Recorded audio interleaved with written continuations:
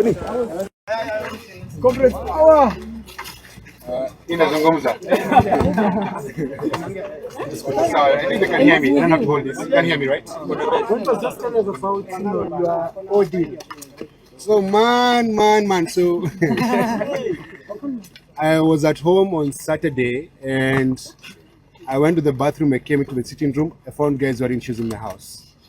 And I'm like, why are you wearing shoes in my house? They kicked the police officers. So they surrounded me and I had to I told them by there I cannot breathe. Allow me to breathe because all over again I had the Tanzanian PTSD, what happened to me in Tanzania. I told them to allow me to sit down.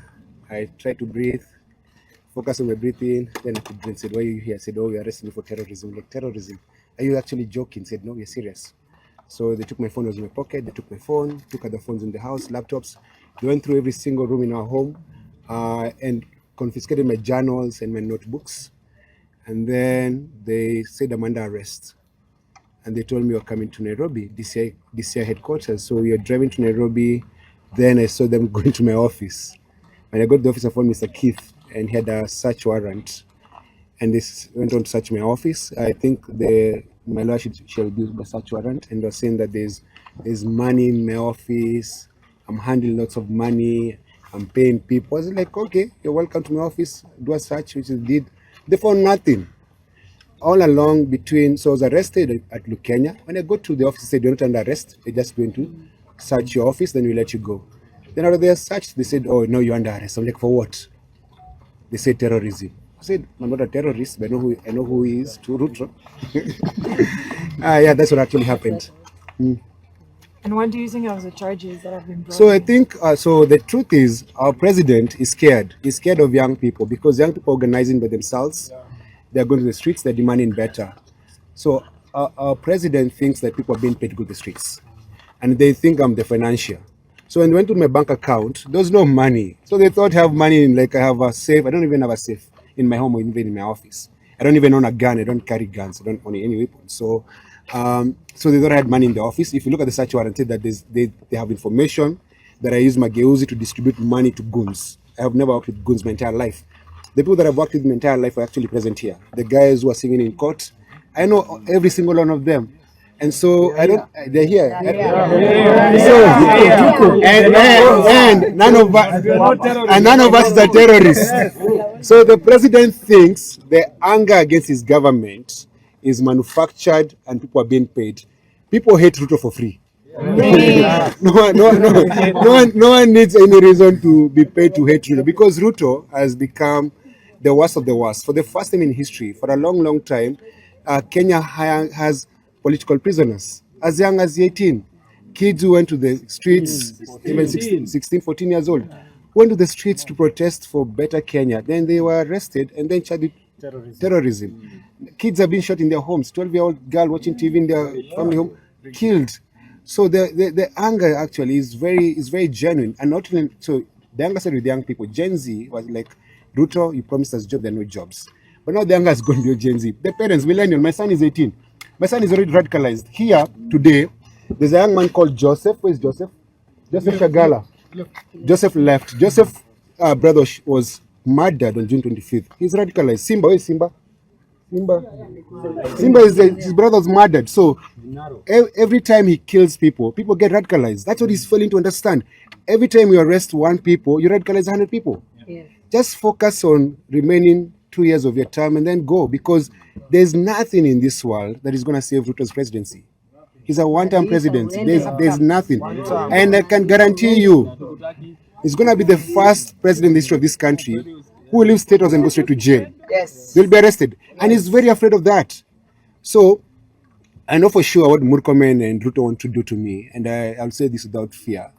They want to give me a bad name so they can kill me. But let me tell you the truth is, if you smell the air right now, change is coming, and you cannot stop change. Yeah, and let me tell you, you can never kill an idea of same has come, and the idea for Ruto to leave power has come, and you can never undo Ruto must go. Ruto must go. Ruto must go. We say this in our homes, we say this in our churches. say this in our pubs. We say this even when we're having sex. Ruto must go. We are tired. Any other question? Yeah, no, but what about the ammunition? There's no ammunition. There's no ammunition. It's those charges. So yesterday was a terrorist. Now it's ammunition. There's no ammunition actually. Let me say this. It's very important we stop being sensational, because that's what the government wants to do. They want to arrest me, then investigate. They should investigate and arrest. They came to my office without any cause. They found nothing. They came to my home. They found nothing. Now they have manufactured some charge sheet. And even as you could see in court, my lawyers were pleading with them and with the court to tell the police not to arrest me again, because the idea was I get released, when I come out, arrest me again. Because what they want to do is break my spirit, but you cannot break my spirit. The only way you're gonna break me is if you kill me. But even if I die, I'm not. Ideas don't die. Yeah, so the revolution will go on. Yes. Pending a charge of trial, unless there are compelling reasons not to be so released. In the present instance, the prosecution has not proposed the release of the accused person on reasonable bail or bond terms, and concedes that there are no compelling reasons to continue holding the accused person in custody pending trial. There is also no contest that the accused person is a well-known public figure with a place of abode that is known to the authorities. The present conditions having been taken into account, the court is cognizant of the fact that the only condition that must bear on the court's mind in determining the question of bail and bond is whether the accused person will attend court if so released on bail pending trial. Having taken into account the nature of the offense that the accused person faces, and also having considered all the circumstances that have been presented before the court, this court makes the following orders. The accused person may be set at liberty upon securing a personal bond of 1 million shillings and one surety lease and other agreements. The matter will be mentioned in the next 14 days. Let us have a mention for pre-trial direction. Yeah, most of it, sure. Let's have a mention. Hey. Maintaining order. Let us maintain order. Once they're done, then the other things that accommodate 14 days.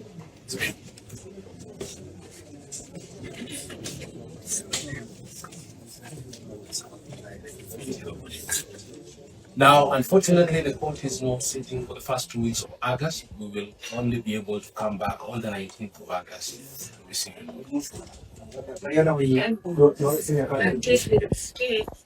Sorry? This is the court. Now that the charges are not under the Terrorism Act, just requesting that the court considers administratively transferring this case to Milimani Court, which is more accessible to the parties. In the absence of that, or if it is necessary for the court to, for us to make a formal application, we will be doing that. Yes, I will advise that parties pursue that avenue if they so wish, but that will mean that we go as per the rules, and then look, the rules are clear on what to do. The cases will be transferred. So please pursue that avenue. I will put your sentiments on record in the direction of the parties to formally make that happen. Additionally, and having agreed on the 19th of August as it is required, and the plans that the charge sheet, the only evidence that the prosecution will be relying, physical evidence, that is exhibits, are 3 tear gas canisters and a 7.6 51 mm ammunition.